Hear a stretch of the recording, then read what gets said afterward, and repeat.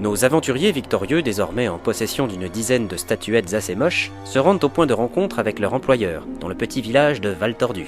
C'est à quelques kilomètres du donjon de Naheulbeuk, au creux de la rivière Glandebruine, que se niche cette bourgade très connue pour sa spécialité de boudin au sang de mouton et pour son arbre à pendaison, près duquel a lieu le rendez-vous.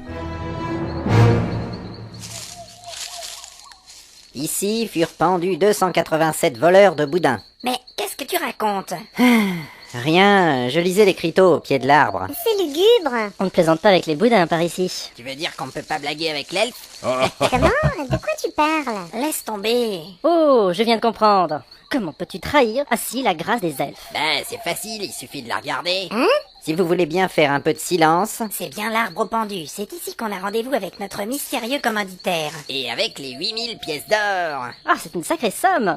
Comment allons-nous la partager? Eh bien, nous allons prendre chacun 1000 pièces d'or et... Mais il reste la part du voleur. Je doute qu'il ait la possibilité de les dépenser maintenant. Mais voilà, j'ai trouvé. Comme j'étais le meilleur ami du voleur, c'est moi qui prends sa part. Hein? Tu crois qu'on va tomber dans le panneau? Eh, Quoi, c'est vrai, on était comme ça tous les deux, on partageait tout et... Tais-toi, tu m'énerves. Bon, et quand est-ce qu'il arrive, le lascar? Il a dit qu'en sonneront 8 fois les cloches, je vous rejoindrai à l'arbre des pendus. Il dit que Tu c'est... dis que c'est l'heure du dîner, on a compris. Nous serions bien plus à l'aise dans l'auberge, avec une bonne cruche. Mais on est déjà avec l'elfe.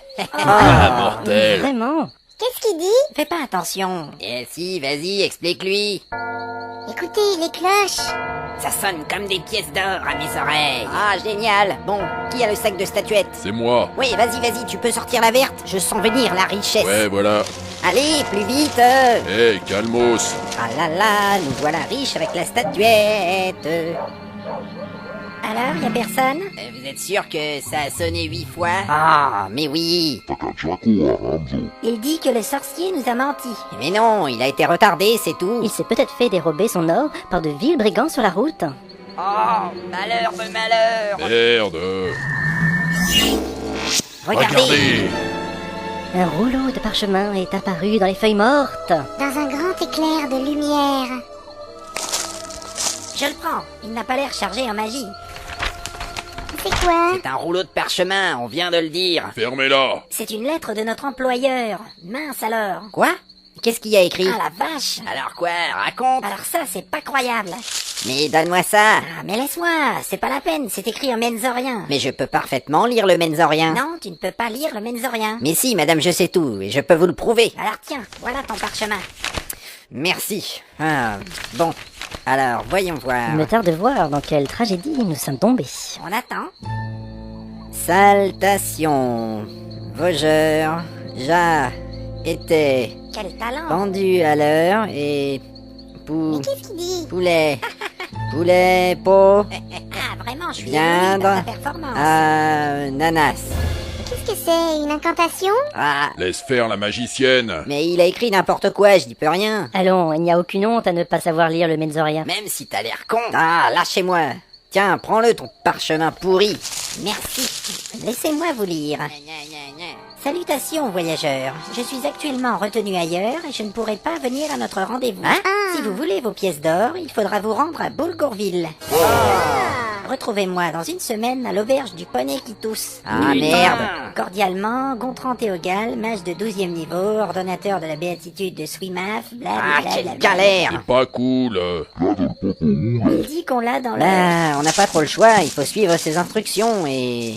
Hé, mais où est-ce que tu vas? Je vais à Trucville, casser la gueule à cet enfoiré. Tu sais où c'est? Non, peu importe, il est interdit d'arnaquer un nain. Par les cloches de mon tambourin, nous devrions y aller tous ensemble. Il y a toujours une chance de gagner nos pièces d'or. C'est vrai. Ça m'énerve, il faut que je frappe quelqu'un. Il faudrait déjà savoir où se trouve Boulgourville. Tireli, Tirelin, la ville n'est peut-être pas loin. J'ai trouvé qui je vais frapper. Oh non, non, non, non, non, non. J'ai un atlas de la terre de Fang avec moi. Ça m'aurait étonné aussi. Puisque vous insistez, je vais avec vous. Mais personne n'a insisté. Tant mieux. Alors, Baladar, Bottulbook, Boulgourville. Ah, Oh, quel bonheur. Voici notre cité. Alors, Boulgourville était autrefois surnommée la cité perdue. ça commence bien. Une ville de 500 habitants. Ça fait au moins 35 tavernes. Située entre le désert des plaintes et le marécage de l'éternelle agonie. Un environnement hostile. Dans le passé, il était impossible de la trouver, mais depuis, la route est indiquée. Ça veut dire qu'on a une chance? Il suffit de suivre des panneaux, ce ne sera pas un problème. Fais voir la carte, c'est loin? Bah, ce n'est pas sur la carte. Mais comment ça? Ils disent que c'est pour décourager les gens qui veulent trouver la cité perdue. Alors, si j'ai bien compris, on indique avec des panneaux la direction d'une cité perdue qui n'est pas sur la carte car on ne veut pas qu'on la trouve. C'est tout à fait ça. C'est complètement débile. Effectivement. Mais pourquoi diable nous a-t-il donné rendez-vous là-bas? C'est un sorcier, il a l'esprit tordu. Ça veut dire quoi, ça? On peut voir la carte? Ouais, alors, le marécage est ici. Et là, c'est le désert des Plaintes. Et alors, c'est loin? Si on suit la route, il y en a bien pour 9 jours. Je ne voudrais pas vous attrister, mais il me semble que nous avons rendez-vous dans une semaine seulement. Et si on ne suit pas la route? Dans ce cas, on peut couper par la forêt de Schlipak et gagner 2 jours. On pourra se nourrir de fruits et de glands, et s'enivrer de senteurs de fougères. Ouais. Eh ben voilà, on n'a qu'à faire ça. Pour ce qui est des glands, j'en ai au moins trouvé un. La forêt de Schlipak? Oh non, pas la forêt. J'aime pas les arbres. Mais il me semble que c'est un peu facile. Pourquoi donc la route ne passe-t-elle pas dans la forêt? Oui, c'est vrai ça, pourquoi? Eh bien, c'est parce que l'endroit est maudit. Maudit? Tiens donc, tu sais quelque chose, toi? Je connais tout ce qui concerne la nature. Je crois qu'elle a raison. Je me rappelle maintenant qu'on a parlé de la forêt maudite de Schlipak quand j'étais en 3e année. Ah, c'est seulement des ragots, on n'a qu'à la traverser. J'ai pas peur des esprits.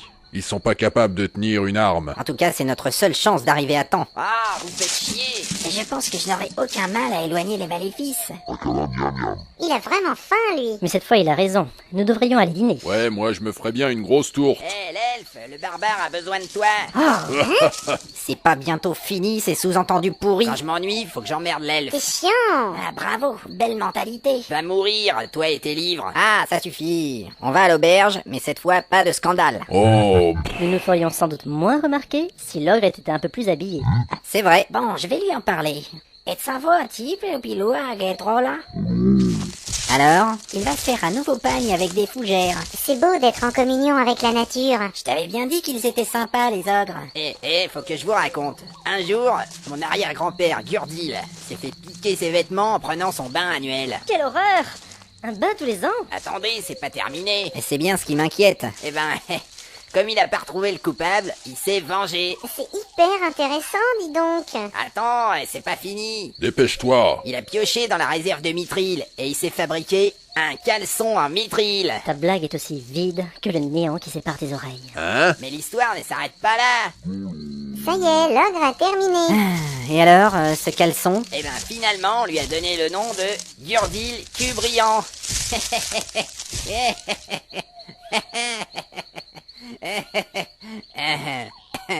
Dis-moi, c'est de l'humour nain, ça? Et ouais, cette histoire est fameuse dans toute la mine. Franchement, c'est vraiment naze. On en avait des meilleurs à l'école de magie. Mais non, c'est juste que vous manquez d'intelligence. Ah bah, puisque l'ogre est redevenu sortable, on y va.